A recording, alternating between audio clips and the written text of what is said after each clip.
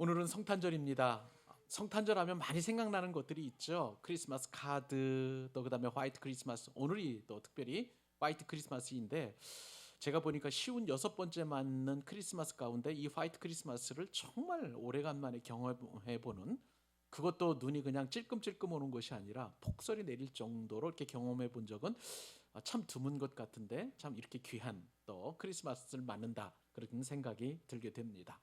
뭐 옛날 같으면 뭐 이 크리스마스를 준비하기 위해서 성국도 준비하고 칸타타도 준비하고 그다음에 새벽송도 들고, 정말 오래전부터 한 달 전부터 제가 준비했던 것 같아요. 또 성탄절 칸타타도 준비하고 주일학생들 성국 발표회도 준비하고 하는 그런 일들이 많아가지고 교회가 북적북적했던 그런 기억들이 있습니다.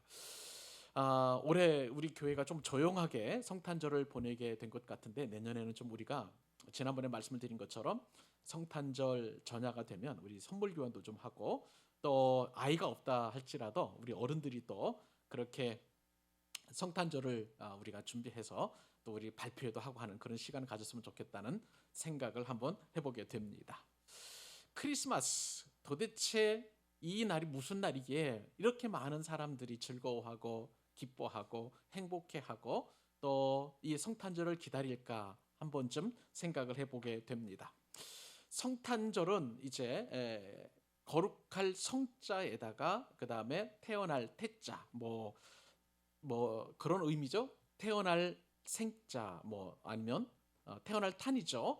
그래서 거룩한 분이 태어나신 날, 이렇게 해서 성탄절이라고 우리가 이름을 부릅니다마는, 그렇기 때문에 이 성탄절 하면 주인공이 우리 우는 아이에게 선물을 안 주는 그건 산타클로스의 생일이 아니라 바로 우리 거룩하신 분 예수님의 생일이라는 것을 우리는 너무나 잘 알고 있습니다. 자, 그렇다면 여러분, 성탄절의 주인공은 누구입니까? 그리고 이 성탄절에 모두가 다 기뻐하고 즐거워하고 또 행복해하는 그러한 분의 생일이 누구인가 생각을 해보면, 성탄절이 주는 의미가 우리 가운데 또 새록새록 새로워질 것이라고 여겨집니다. 한 가정에 아기가 태어나면요, 모든 일가 친척들이 축하하고 기뻐합니다. 특별히 이 한 가정 안에서 아기가 태어나 보면 이 가정은요, 정말 모든 것이 다 새로워지는 것을 보게 됩니다. 저에게도 이제 손녀가 태어나서 정말 그 손녀 보는 즐거움이 굉장히 좋은데, 이 100일 맞을 때까지 이 손녀가 태어나기 전과 손녀가 태어난 이후의 가정의 분위기를 보면 너무나 달라진 것을 보게 됩니다. 이 아이가 한 가정에 태어나게 되면 사실 우리나라에서도 100년 전만 하더라도 한 가정에 거의 뭐 자녀들 하나 둘씩은 그냥 돌이 지나가기 전까지 그렇게 뭐 죽은 그런 어떤 자녀들이 많이 있는 것을 보게 됩니다. 그만큼 의학이 발달하지 못하고 의료 체계가 구체적이지 되어 있지 않는 그런 상황에서 수많은 이제 신생 아들이 죽게 되었는데, 그러니까 이 아이가 한 살이 된다는 것, 이 생일이 된다는 것은 굉장히 축하할 만한 일인 것입니다. 그래서 일가 친척이 다 모이고 또 동네 사람들이 모여서 이 아이의 돌됨을 축하하고 축복하고, 또 이 아이가 건강에 잘 자라도록 그렇게 서로 격려해 주는 날이 바로 이 돌 생일이라고 할 수가 있겠는데, 인류는요 지난 2000년 동안 한 분의 탄생을 해마다 계속 즐거워하고 기뻐하고 축하하고 격려하고 하는 일들이 지난 2000년 이상 동안 계속되었던 것을 보게 됩니다. 그것이 바로 12월 25일을 기념해서 예수님의 성탄을 기념하는, 그리고 크리스마스로 지키는 그런 성탄절이라고 할 수가 있겠습니다. 성경에 보면은요, 이 예수님의 탄생을 상징하는 여러 가지 예언들이 있고요.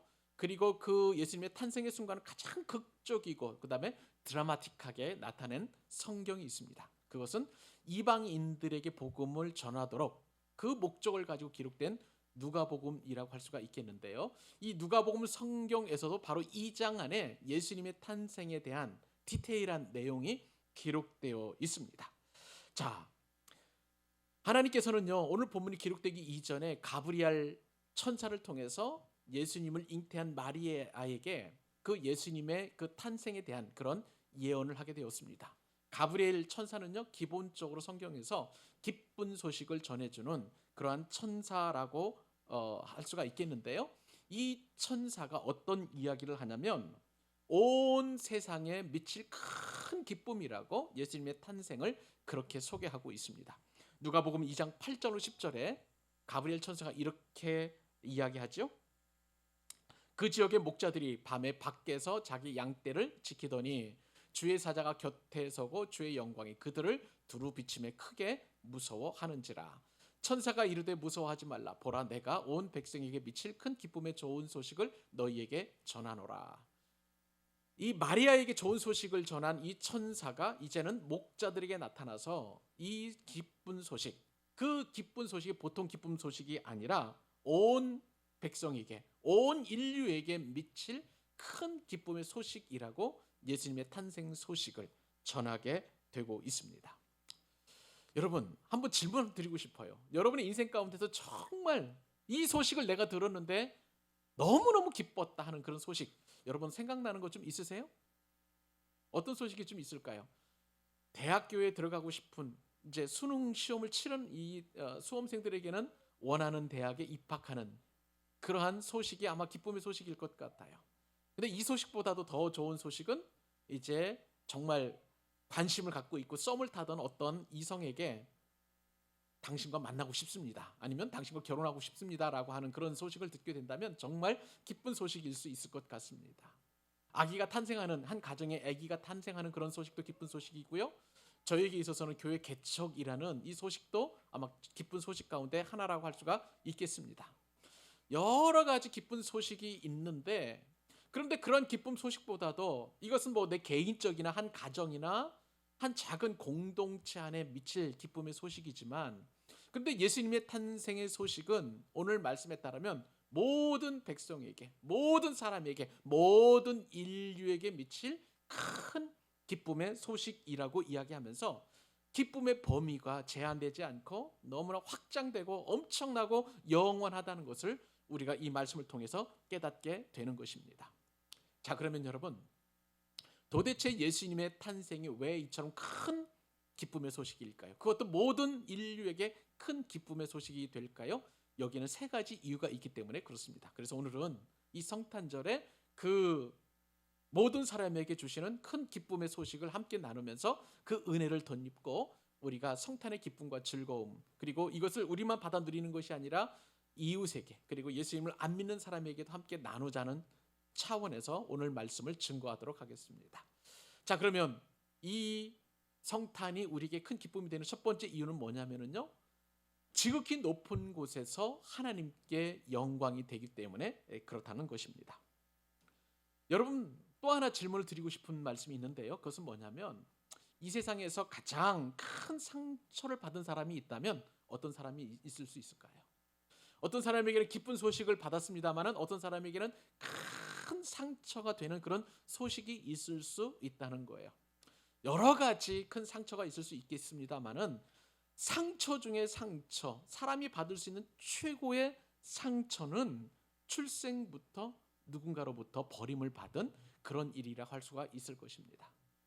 여러분 한번 생각을 해보세요. 물론 사정이 있을 수 있겠습니다만은 출생하자마자 상자에 담겨가지고 베이비박스에 있는 그곳에 버려져서 부모의 얼굴도 제대로 보지 못한 신생아가 있다면 그 신생아는 얼마나 불행할까 싶습니다. 여러분, 예수님은요 이처럼 태어날 때부터 버림을 받은 그런 분이라고 할 수가 있겠습니다. 누구에게 버림을 받았을까요? 하나님께 버림을 받으신 거예요. 왜요? 하나님이심에도 불구하고 인간의 모습으로, 창조주이심에도 불구하고 인간의 모습으로, 피조물의 모습으로 이 땅에 오셨기 때문에 예수님의 십자가는 이 예수님의 탄생부터 시작됐다는 사실을 우리는 익히 알아야만 하는 것입니다. 그런데요, 이 사건이 하나님께는 큰 영광이 되었다는 거예요. 자, 그래서 오늘 본문 말씀, 상반절 말씀 같이 한번 우리 읽어보도록 하십시다. 지극히 높은 곳에서는, 한번 읽어볼까요? 자, 시작. 지극히 높은 곳에서는 하나님께 영광이요. 맞아요. 이 사건이, 예수님의 탄생하신 이 성육신 사건이 지극히 높으신 곳에서는 하나님께 영광이다, 그렇게 표현하고 있습니다. 사실요, 이 누가복음에서 이 지극히 높은이라는 이 단어는 굉장히 특수한 목적으로 사용되었습니다. 여러분 그 이방인들 말씀을 드린 것처럼 이 누가복음은 이방인들을 대상으로 복음이 쓰여졌는데요. 이 이방인들이 하나님이라는 개념을 설명을 해도 그 사람들은 어떻게 받아들이냐면 그때 당시에 헬라 세계관에 익숙해져 있는 사람들의 입장에서는 이 하나님이라는 존재가 여러 신들 가운데 하나의 존재였어요. 그러므로 이 이방인들에게 복음을 전할 때 누가는 의도적으로 이 하나님이라는 단어를 더 높이 그리고 그들과 구별되기 위해서 표현하는 그런 표현이 바로 지극히 높은 자 혹은 지극히 높은 곳이라는 그런 개념으로 사용하였습니다. 그래서 여러분 가브리엘 천사가 또 그 마리아에게 나타나서 이 그 기쁜 소식을 전할 때에도 바로 이 표현이 쓰여져 있는 것을 보게 됩니다. 가브리엘 천사가 마리아에게 이제 예수님의 탄생을 고지를 하는데 이 수태고지에서도 바로 이 지극히 높은 곳이라는 단어가 쓰여지고 있는 것이죠. 누가복음 1장 32절 말씀에 따르면 이렇게 기록되어 있습니다. 그가 큰 자가 되고 그 다음에 지극히 높으신 자 이분이 누구라고요? 하나님이에요. 그러니까 지극히 큰 자가 되고 하나님의 아들이라 일컬어질 것이요 라고 우리가 성경을 그대로 이렇게 바꾸어서 읽어도 된다는 거예요. 그러므로 지극히 높으신 예수님의 탄생이 지극히 높은 곳에서 하나님께 영광이라는 것은 하나님께 또 하나님께 영광이요 라고 그렇게 우리가 해석해 볼 수 있는 거예요. 예수님의 탄생은요 하나님 되신 하나님께 그리고 또 하나님께 또 하나님께 큰 영광이 된다라고 그렇게 소개하고 있는 거예요. 여러분 그 유엔의 인구 통계에 따르면은요 1초에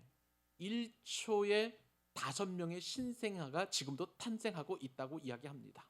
근데 이렇게 수많은 신생아들 가운데에 왜 유독 예수님의 탄생이 지극히 높으신 하나님께 영광이 될까요? 오늘 이 말씀이 정말 우리에게 주신 은혜가 너무나 큰 거예요.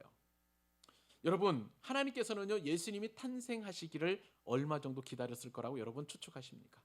10달이요? 아닙니다.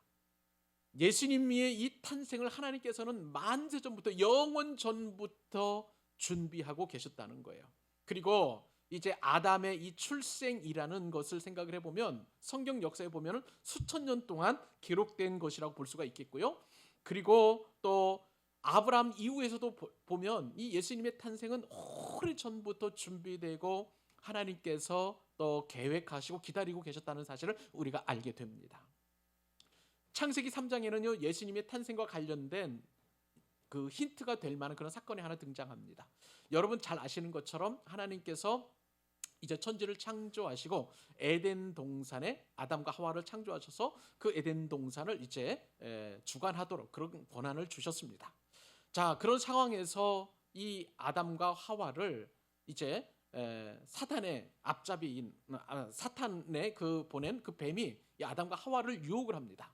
그래서 선악을 알게 하는 동산 중앙에 있는 이 나무의 열매를 따먹도록 그렇게 유혹을 한 것이죠. 이 유혹에 넘어가서 아담과 하와는 드디어 선악과를 따먹게 되었습니다. 이 선악과를 따먹는 불순종을 통해서 아담은 평생토록 수고하고 애쓰고 그리고 또 엉겅퀴가 나는 그 밭을 일궈야만 먹을 것을 수확할 수 있는 그런 저주를 받게 되었고요. 그리고 원천적으로 뱀으로부터 유혹을 받은 하와는 해산의 고통과 출산의 아픔을 경험하게 하는 저주를 받게 되었습니다. 자 그러면 이들을 유혹한 뱀은 어떠한 저주를 받게 되었을까요? 그 말씀이 바로 창세기 3장 15절에 나오는데 이 창세기 3장 15절 말씀을 통해서 예수님의 탄생이 예언되어 있는 것이죠. 이렇게 성경은 기록하고 있습니다. 내가 너로 여자와 원수가 되게 하고 내 후손도 여자의 후손과 원수가 되게 하리니 여자의 후손은 내 머리를 상하게 할 것이요 여자로부터 태어난 이 후손 이 아들이 내 머리 사단의 머리를 상하게 할 것이요 너는 그의 발꿈치를 상하게 할 것이니라 라고 그렇게 예언되어 있는 것이죠. 이것을 일컬어서 구약 신학자들은 원시적인 복음이다 최초의 복음이다라고 그렇게 표현합니다. 왜냐하면 뱀의 머리 즉 이 사단의 권세와 그 머리를 상하게 할 그 자손이 바로 예수 그리스도이신데 그 예수 그리스도가 바로 여자의 후손으로 태어나게 될 것이라고 이렇게 예언을 하신 것입니다. 그러므로 말미암아 예수님의 탄생은 이처럼 하나님께서 오래전부터 준비하신 엄청난 사건이자 또 인류를 구원할 놀라운 소식이라는 것을 하나님은 준비하셨고 또 준비하시고, 그리고 마침내 이 사건을 통해서 예수님의 탄생을 통해서 그 예언이 이루어지게 되는 것을 보게 됩니다.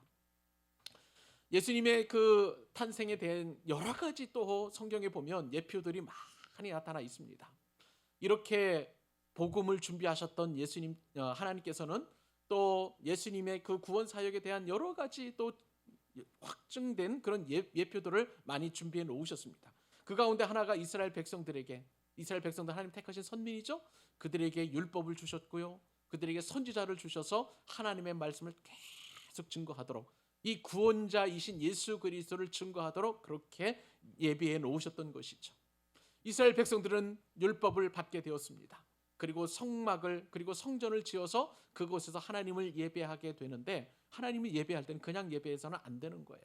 반드시 짐승의 피를 흘려서 그 피를 통해서 이제 그 죄사함을 상징하는 그러한 사건들을 하나님께서는 예배해 놓으셨던 것입니다. 왜냐하면요, 이 짐승의 죽음은 반드시 피를 들여서 제물 삼아서 이제 하나님 앞에 제사를 드리게 되었는데, 이 피야말로 죄를 구원할, 죄를 씻어줄 그러한 의식으로 하나님께서 이미 예정해 놓으셨다는 거예요. 구약을 잘 알고 있었던 히브리서 기자는 그래서 이 사건을 이렇게 기록합니다. 히브리서 9장 22절 말씀에 따르면 율법을 따라 모든 물건이 피로써 정결하게 되나니 피 흘림이 없은즉 무엇이 없습니까? 죄사함이 없게 되는 거예요. 그러니까 반드시 인간의 아담의 모든 후손된 사람들은 이 피 흘림의 사건을 통해서 정결케 되고 구속을 받고 구원을 얻게 되는 그러한 상황들을 하나님께서 말씀해 놓으셨는데, 구약의 이 짐승의 제사를 통해서 그러한 일들을 하나님께서는 은혜의 방편으로 준비해 두셨다는 거예요. 근데 여러분 잘 아시는 것처럼 짐승의 피는 누구의 피를 상징합니까? 예수 그리스도의 십자가의 보혈을 상징하는 것입니다. 구약의 백성들은요, 하나님의 방법에 따라서 자신의 죄는 항상 그 짐승의 양이나 또 염소나 수의 머리에 안수해서 그 죄를 전가시켜 가지고 죽게 되는 거예요. 여러분, 양의 입장에서 한번 생각을 해보세요. 참, 주인을 잘못 만나가지고 내가 저 주인 대신에 내가 그 죄를 뒤집어 쓰고 내가 죽어야 된다는 거 참 기가 막히는 운명 아니겠습니까? 이러한 일들이, 그런데 이 죄사함의 사건은요, 이례적인 거예요. 그냥 그 한 번에 걸쳐서 한 번 죽으면 그 한 번의 죄는 사해지는 그런 상황인데 영원히 죄사함의 기쁨이 이루어지지 않는 것이죠. 그런데 예수님께서는 단번에 모든 사람들의 죄를 짊어지심으로 인하여 그 죄를 짊어지신 그 어린 양이 되셨고요, 우리의 구주가 되셨고요, 그러므로 말미암아 예수 그리스도의 보혈의 피를 믿는 자들은 모두가 다 구원을 받고 죄사함의 기쁨과 은혜를 누리게 되는 거예요. 하나님께서는 이처럼 오랫동안 인류의 모든 죄를 구속하시기 위하여 구속자, 구원자 예수님을 준비해 놓으셨다는 것입니다. 여러분, 이것이 하나님께 영광이 되었다고 오늘 본문에서 말씀하시는 것입니다. 하나님의 영광이 예수님의 탄생으로 말미암아 하늘에도 충만했고 그리고 이 땅에도 충만하다는 사실을 우리에게 말씀해 주고 계시는 거예요. 사랑하는 여러분, 예수님의 탄생이 여러분들에게는 얼마나 큰 충만함이 되는지 묻고 싶습니다. 예수님이 그저 2000년 전에 죽었던 이스라엘 땅에, 나와 상관없는 저 이스라엘 땅에, 그것도 수천 년 전에 어떤 한 사람이 죽었다더라라는 그러한 피상적인 생각, 예수님에 대한 피상적인 그런 어떤 가지고 있는 상식 정도로만 생각이 되는지, 아니면 정말 나 같은 죄인을 구원하시기 위한 하나님의 놀라운 사랑의 선물인지 이 성탄절에 한번 우리 생각을 해보자는 것이죠. 사랑하는 여러분, 예수님의 탄생은 하나님께 영광이 될 만큼 놀라운 사건이었습니다. 그리고 여러분의 탄생과 그리고 여러분이 예수 그리스도를 믿는 그 믿음도 하나님께 영광이 되는 줄로 믿습니다. 여러분, 우리의 정체성은요, 그냥 일반 사람들이 아니에요. 구원받은 예수님의 보혈로 우리가 저 어둠의 나라, 사단의 나라, 그리고 어둠의 자식에서 우리가 하나님의 나라로 옮김을 받는 신분이 완전히 바뀌게 된 놀라운 사건이고요. 그것이 바로 하나님께는 영광이 된다는 거예요. 우리가 장차 맞이할 하나님의 큰 영광은 그 예수님을 통해서 이 땅에 우리 가운데 선포될 것이고 장차 우리에게도 그대로 임하게 될 것입니다. 그래서 반모섬에 갇혀 있었던 사도 요한은 그 영광스러움을 이렇게 표현합니다. 요한계시록 5장 12절로 13절 말씀에 보면 이렇게 기록되어 있어요. 큰 음성으로 이르되 죽임을 당하신 어린 양은 능력과 부와 지혜와 힘과 존귀와 영광과 찬송을 받으시기에 합당하도다 하더라. 내가 또 들으니 하늘 위에와 땅 위에와 땅 아래와 바다 위에와 또 그 가운데 모든 피조물이 이르되 보좌에 앉으신 이와 어린 양에게 찬송과 존귀와 영광과 능력을 세세토록 돌릴지어다. 이것이 바로 예수 그리스도의 탄생을 통한 하나님께 영광이 되는 은혜인 줄로 믿습니다. 사랑하는 여러분, 하나님의 영광이 예수님을 통해서 우리 가운데 그대로 전가되었습니다. 그러므로 하나님께서 예수님을 통해서 영광을 받으신 것처럼 여러분의 삶을 통해서, 여러분들의 신앙을 통해서, 여러분들의 믿음을 통해서, 그리고 여러분들의 신앙 고백을 통해서 오늘도 영광 받으시는 줄로 믿습니다. 그 믿음을 가지고 우리에게 주어진 영광스러운 삶을 살아가는 저와 여러분 되시기를 우리 주님의 이름으로 축복합니다. 예수님의 탄생이 또 모든 인류에게 큰 기쁨이 되는 두 번째 이유가 있습니다. 그것은요, 땅에서는 평화가 되기 때문에 그런 것입니다. 여러분, 예수님의 탄생은요, 하나님께는 큰 영광이 되었습니다. 지극히 높은 곳, 그 하나님께는 영광이고 또 영광이 되었고요. 그 영광이 이 땅에는 어떤 형태로 임하게 되었냐면 평화로 임하게 되었다는 사실입니다. 오늘 읽었던 말씀 다시 한번 우리 읽기를 원합니다. 지극히 높은 곳에서는, 시작. 지극히 높은 곳에서는 하나님께 영광이요, 땅에서는 하나님이 기뻐하심을 입은 사람들 중에 뭐가 됩니까? 평화예요. 평화예요. 그렇습니다. 예수님의 탄생은 하나님의 기뻐하심을 입은 사람들 중에 평화가 되는 줄로 믿습니다. 여러분, 평화는요, 헬라어로 에이레네라는 그런 단어를 쓰게 됩니다. 한번 따라해 보실래요? 상식적으로 알아두셔도 좋습니다. 에이레네. 예, 에이레네가 바로 이 평화라는 단어가 되겠습니다. 여러분, 에이레네가 잘 등장하는 그 성경 본문이 어디냐면요, 성령의 9가지 열매 가운데 하나가 바로 이 에이레네예요. 성령의 열매는 사랑과 희락과 그 다음에 뭐예요? 화평이에요. 세 번째에 그렇게 언급된 화평이 바로 이 에이레네라고 할 수가 있겠습니다. 이 에이레네는 성경에서 여러 가지 단어로 번역이 됐습니다. 하나는 평강, 그다음에 평안, 평화, 화평, 뭐 이런 것으로 이렇게 번역이 되어 있는 것이죠. 근데 이 에이레네가 우리나라로 단어로 이렇게 번역일 때는 각각의 좀 느낌이 달라요. 무슨 얘기냐면 평강 혹은 평안은 어떻습니까? 어떤 느낌이 우리에게 드나요? 좀 개인적이다, 주관적이다.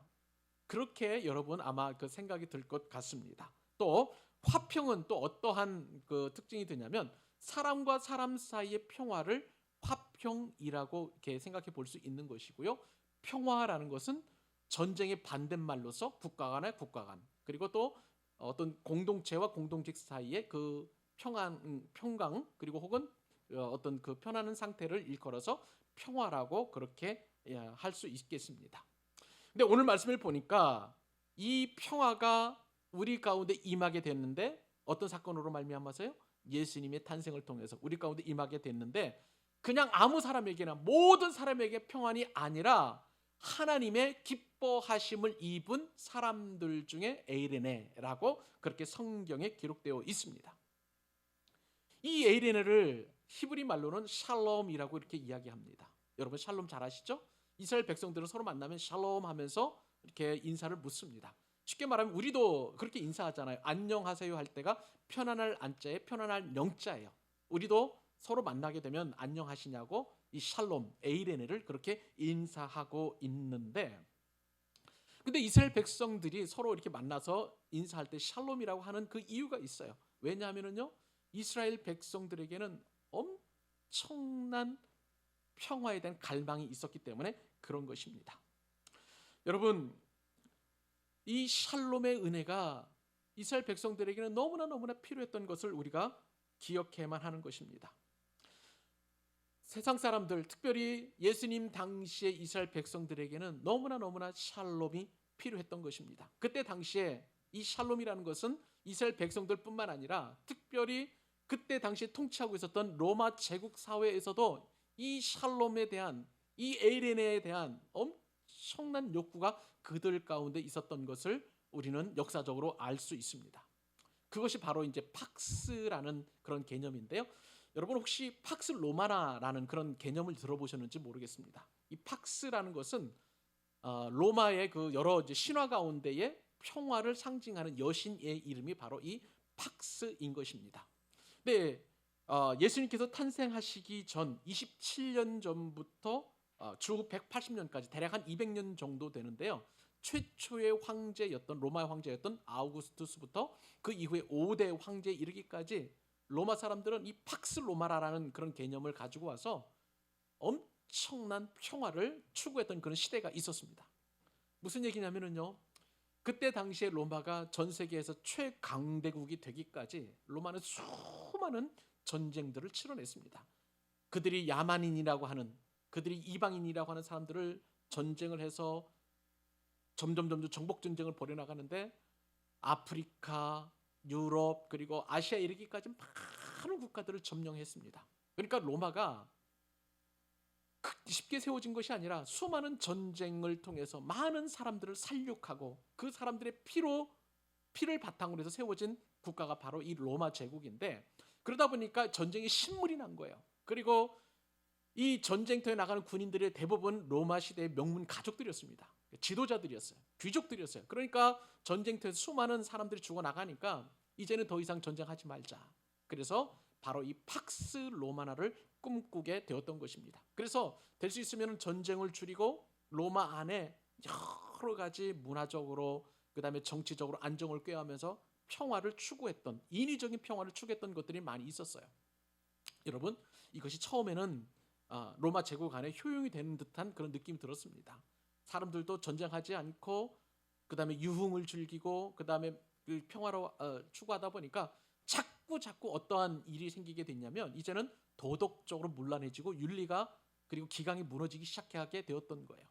그러면서 동성애가 발흥을 하게 되고 그리고 술과 음주 가무가 그리고 인본주의적인 그런 어떤 평화를 추구하다 보니까 로마 제국이 결국 멸망하게 되기까지 이르게 되는 엄청난 그러한 어떤 도덕적 타락이 이루어지게 되었던 거예요. 여러분, 사람이라는 것은 전쟁을 싫어합니다. 기본적으로 팍스 로마란을 추구해요. 그러나 그들이 추구했던 그 평화는 완전한 평화가 아니라 인위적인 평화였고 일시적인 평화였고 제한적인 그런 평화였고, 인간이 평화를 추구하면 추구할수록 인간은 타락할 수밖에 없는 그런 상황에 놓이게 되었던 거예요. 물질적인 평화, 인위적인 평화는 그 한계가 분명하다는 것을 역사적으로 우리는 알게 되었습니다. 자, 이러한 상황 속에서 평화를 추구하다 보니 로마는 망하게 되었고요. 그리고 끝내는 평화가 없는 그러한 역사에서 사라지는 제국이 되고 말았습니다. 2000년이 지난 지금 대한민국은 팍스 코리아나를 지금 추구하고 있습니다. 우리도 모르는 사이에 대한민국의 위상은 엄청나게 높아지게 되었습니다. 우리나라의 1인당 국민소득이 32,000달러를 넘어갔고요. 그러다 보니까 이러한 경제적 기반이 전 세계 10대 강국으로 튼튼하게 만들어지게 되었던 거예요. 이런 한국에 대해서 참 놀랍게도 영국의 킹스 칼리지 런던 대학교라는 그 학교에서 있는 파르도라는 그 박사가 한국에 대한 책을 폈는데, 새우에서 고래로 잊혀진 전쟁에서 K-팝까지라는 그런 책에 한국에 대한 이런 묘사를 해놓게 되었습니다.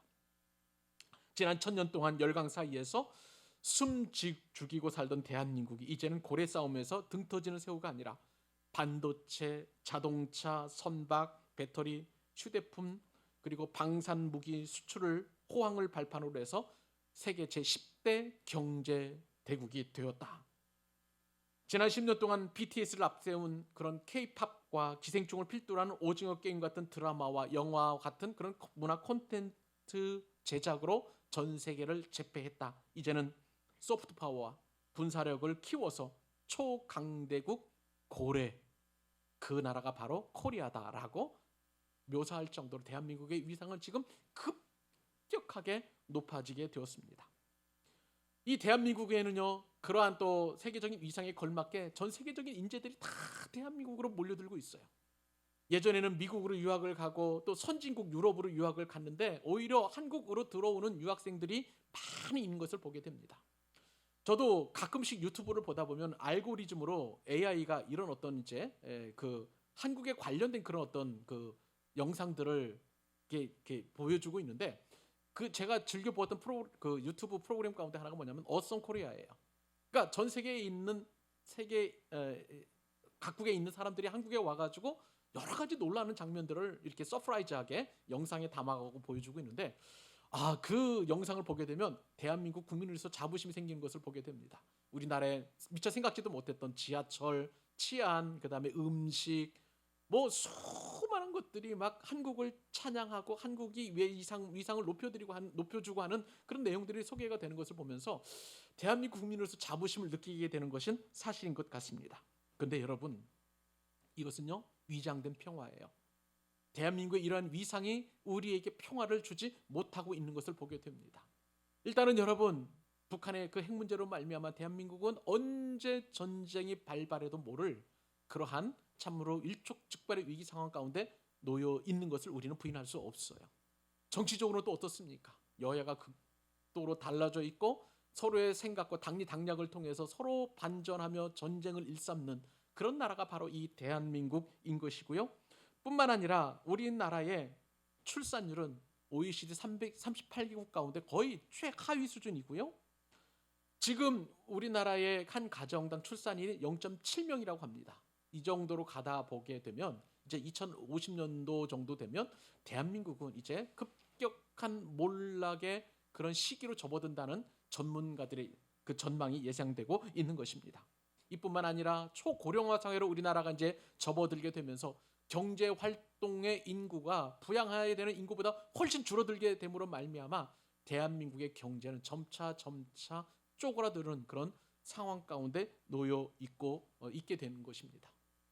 현실이 이렇다 보니까 대한민국은 각종 암울한 소식들이 들려주고 있는 것을 보게 돼요. 삶의 질은 최하위권이고요. 자살률은 인구 10만 명당 26명에 달해서 이 역시도 세계 최고 수준을 자랑하고 있습니다. 삶의 만족도니 그러다 보니 행복의 만족도 같은 경우에는 정말 우리 상황 속에서 누리지 못하는 그러한 비극적인 현실을 우리가 맞고 있는 것이죠. 그러다 보니까 대한민국의 평화는 위장된 평화이고 인본주의적인 평화이고 제한된 평화이고 그리고 껍질뿐인 평화라는 사실을 우리가 알게 되는 거예요. 여러분, 이런 상황에서 예수님이 우리 가운데 평화의 왕으로 오셨다는 사실은 엄청난 축복 중에 축복인 줄로 믿습니다. 뿐만 아니라 예수님 탄생 당시에는요, 종교적으로도 평화가 너무나 필요했었던 그런 시절이었어요. 여러분, 그때 당시에 이스라엘 백성들은요, 이제 우리가 잘 아는 것처럼 출애굽해서 이스라엘 백성들은 이제 가나안 땅에 정착을 하게 되었습니다. 그러나 하나님의 말씀을 무시하고 하나님의 말씀에 불순종했기 때문에 사사들을 보내서 그것을 계속 충격적으로 말씀하셨음에도 불구하고 그럼에도 이스라엘 백성들이 정신을 차리지 못했어요. 그러다 보니까 하나님께서는 극약 처방을 내리신 것이죠. 바벨론, 아수르 제국을 보내어서 이스라엘 백성들을 포로로 끌려가게 하고 70년 동안 종살이 되게 했다가 다시 돌아오게 됐지만, 그러나 그럼에도 불구하고 이스라엘 백성들이 정신을 차리지 않으시니까 무려 400년 가까이 선지자들을 보내시지 않으셨던 그런 상황이에요. 그러다 보니까 이스라엘 백성들은 모든 것이 다 붕괴가 되었습니다. 그들이 그토록 믿고 따랐던 신전에서, 성전에서 하나님을 예배했던 그런 성전신앙도 다 사라지게 되었고요. 그리고 그토록 그들이 가지고 있었던, 자랑했던 선민의식도 이제는 다 사라져 버렸어요.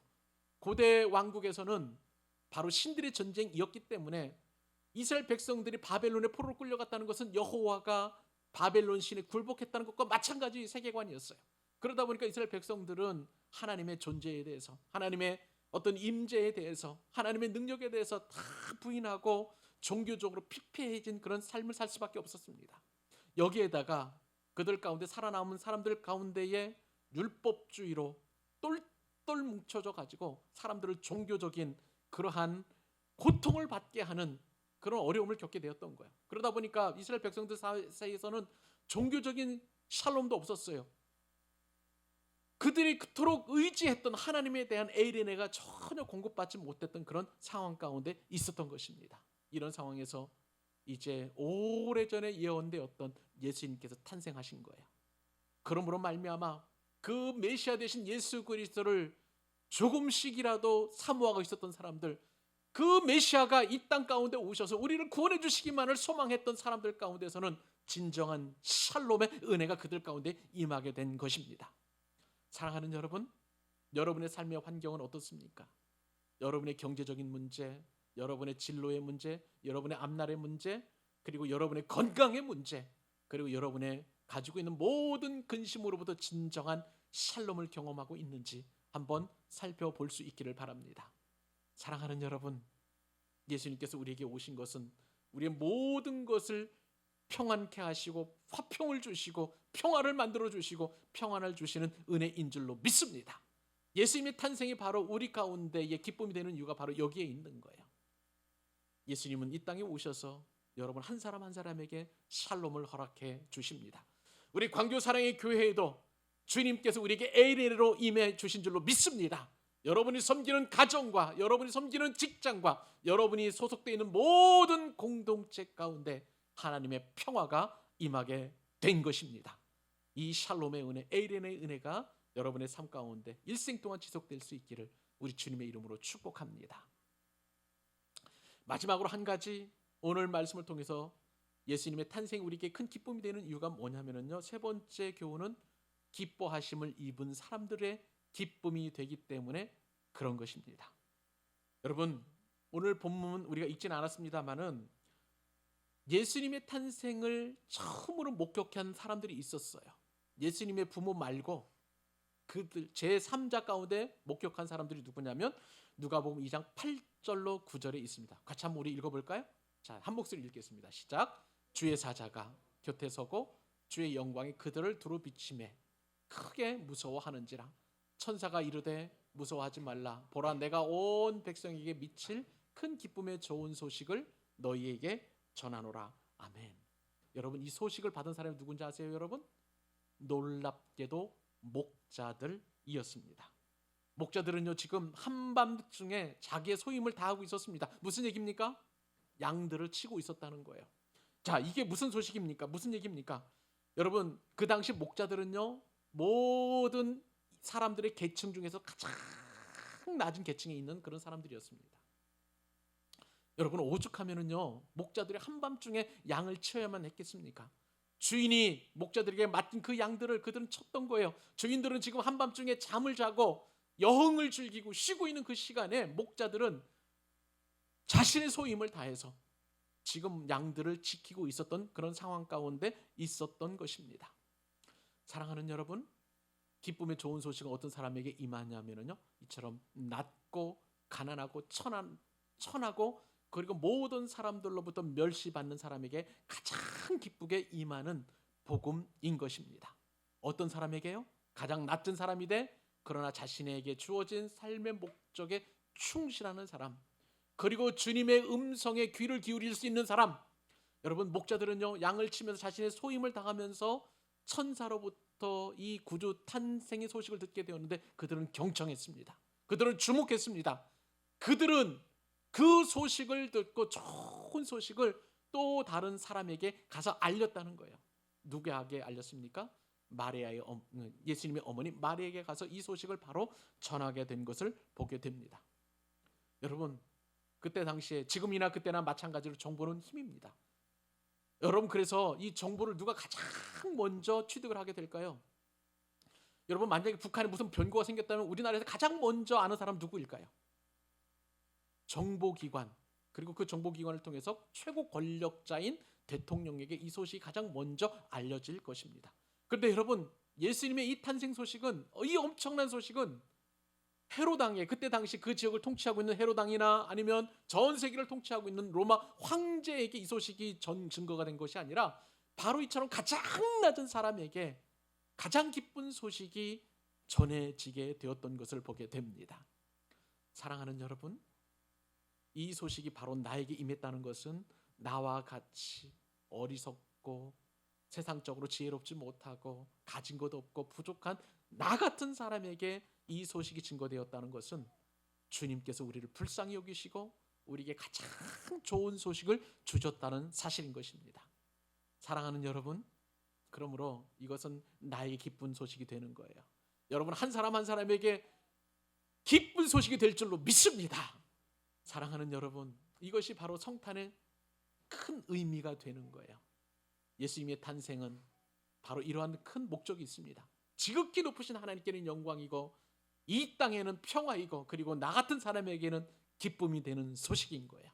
이 성탄의 소식, 우리 일생 동안 간직하고 나에게 임하신 예수 그리스도의 은혜, 그 풍성함, 그 놀라운 기쁨, 이것을 매일매일 매 순간마다 생각하시면서 그 은혜를 누리며 살아가는 여러분 되시기를 우리 주님의 이름으로 축복합니다.